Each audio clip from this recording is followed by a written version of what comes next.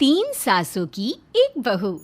बलविंदर की पहली बीवी को बच्चा ना होने के कारण वो दूसरी शादी करता है, लेकिन जब दूसरी शादी से भी बच्चा नहीं होता तो वो तीसरी शादी करता है, और तीसरी शादी करने के बाद भी जब उसे संतान का सुख प्राप्त नहीं होता तो वो डॉक्टर को दिखाता है। और फिर बलविंदर जी, दोष आपकी बीवियों में नहीं, आप में है।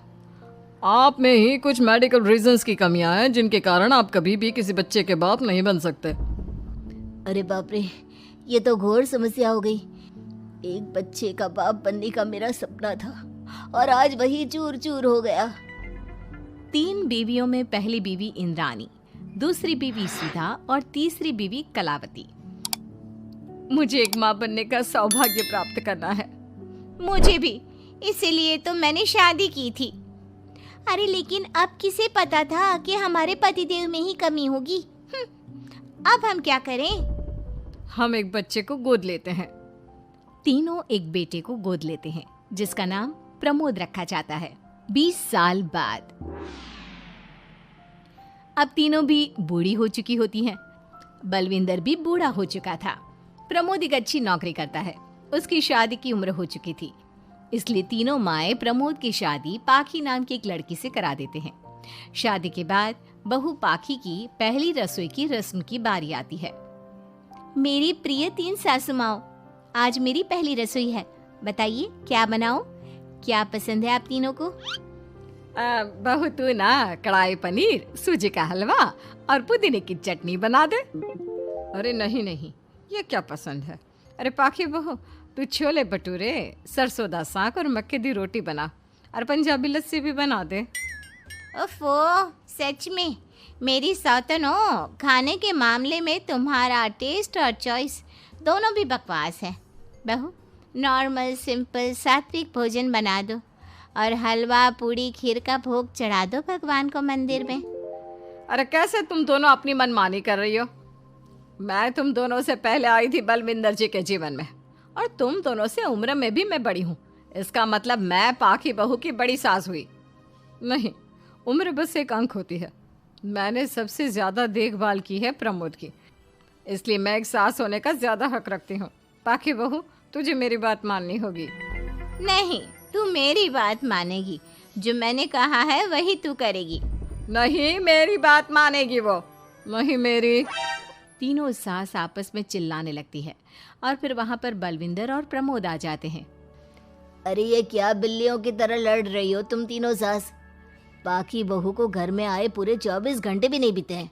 बाकी तुम एक काम करो, तीनों माओं की कही गई डिशेस में से हर एक की 50-50% डिशेस बना दो।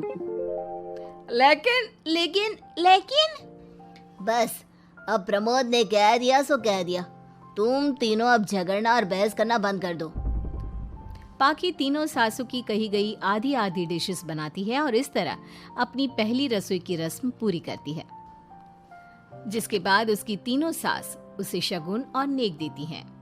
फिर एक दिन, अरे पाखी बहू, तुमने अपना सारा काम निपटा लिया है ना? तो जरा यहाँ आना। मेरे ना घुटनों की मांसपेशियों में बड़ा दर्द हो रहा है। जरा तेल या बाम से मालिश तो कर दे बेटा। तभी वहां पर इंद्राणी और कलावती भी आते हैं। पाखी बहू, चलो मेरे साथ बाजार। मुझे ना नई साड़ियाँ खरीदने हैं। तुम्हारी फैशन सेंस बहुत अच्छी है ना, इसलिए मैं चाहती हूँ कि तुम मेरे साथ चलो। अरे पर मैं यहाँ पे पहले आई, तुम्हारे साथ ही सही, लेकिन मेरी स्पीड सबसे तेज थी। पाखी बहू, मेरे कमरे की अलमारी और पर्दे साफ कर दो ना, बहुत धूल जम गई है। मुझे खांसी भी आ रही है। अरे ऐसे कैसे तुम दोनों मेरी बहू को अपने साथ ले जा सकती हो? सबसे पहले मैंने बहू को कहा है कि वो मेरे घुटनों की मालिश कर दे। अब जाओ, 1 घंटे के बाद अपनी ये फीकी शक्लें लेकर फिर से आना। सुधा मैडम, ज्यादा ना बोलो। पाखी बहू को तुम दोनों से ज्यादा नेक दिया है मैंने, इसलिए पाखी बहू तो मेरा ही काम करेगी। और वैसे भी ये सुशील सर्वगुण संपन्न बहू अपनी इस बेचारी बूढ़ी सास को खांसते हुए कैसे देख सकती है? क्यों पाखी बहू? हाँ, पर नहीं पाखी बहू, तुम इन दोनों की भावनाओं के जाल में मत फंसो। और रही बात शगुन और नेक की, तो रिश्तों को प्यार के भाव से तोला जाता है, ना कि पैसों के भाव से। मतलब ही कहीं के। ओ इंद्रानी, ज्यादा मत उछलो, पता है कौन कितना मतलबी है। उफो, अब फिर से आप तीनों मत शुरू होइए। मैं आप तीनों के काम करूंगी, लेकिन बारी बारी।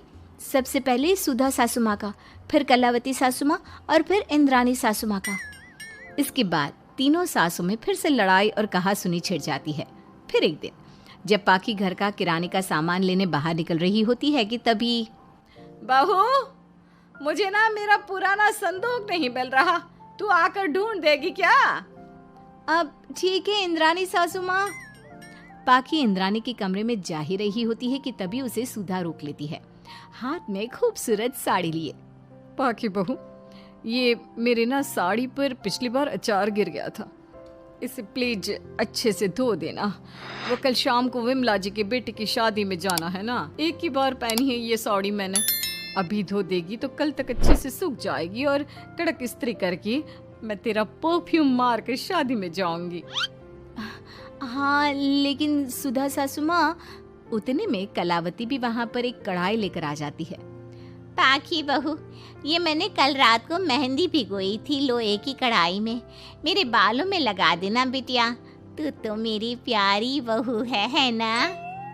इंद्रानी वहाँ आ जाती है और तीनों सास फिर से एक दूसरे को गुस्सेल आंखों से देखती है और फिर से आपस में लड़ना शुरू कर देती है।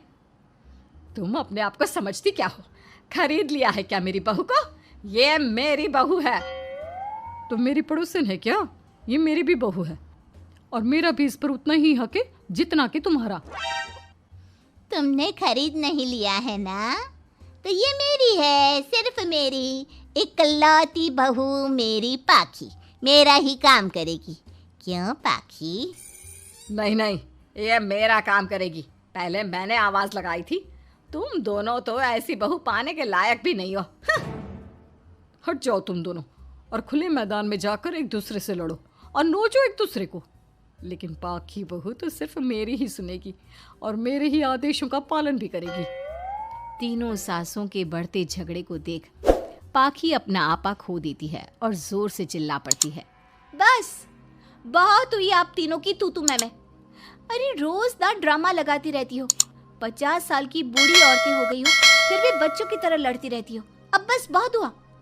अब तो मैं आप तीनों में से किसी की भी बात नहीं सुनूंगी और मैं जा रही हूँ ये घर छोड़ के। अब मुझ में और सहन शक्ति नहीं बची, मैं चली। अब लड़ो झगड़ो, एक दूसरे को मारो पीटो नोचो, जो करना है करो। पाखी अपना सूटकेस लेकर घर से बाहर निकलने लगती है।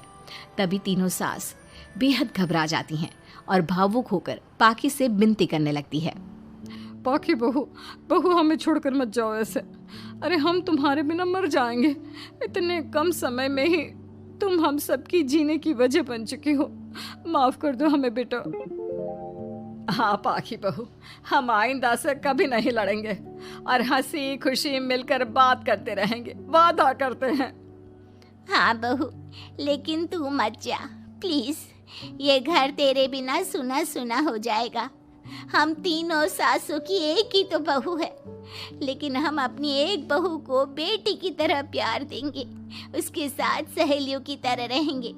लड़ाई झगड़ा सब कुछ छोड़ देंगे बेटा, लेकिन तू छोड़ के मत जा। अपनी तीनों सासों को भावुक देखकर पाखी की भी आंखें भर आती है और वो उन तीनों को माफ कर देती है और उनके गले लग जाती है। इसके बाद तीनों सास अपनी एक बहू संग खुशी से मिलजुल कर रहती हैं और आपस में जरा भी लड़ाई झगड़े नहीं करती।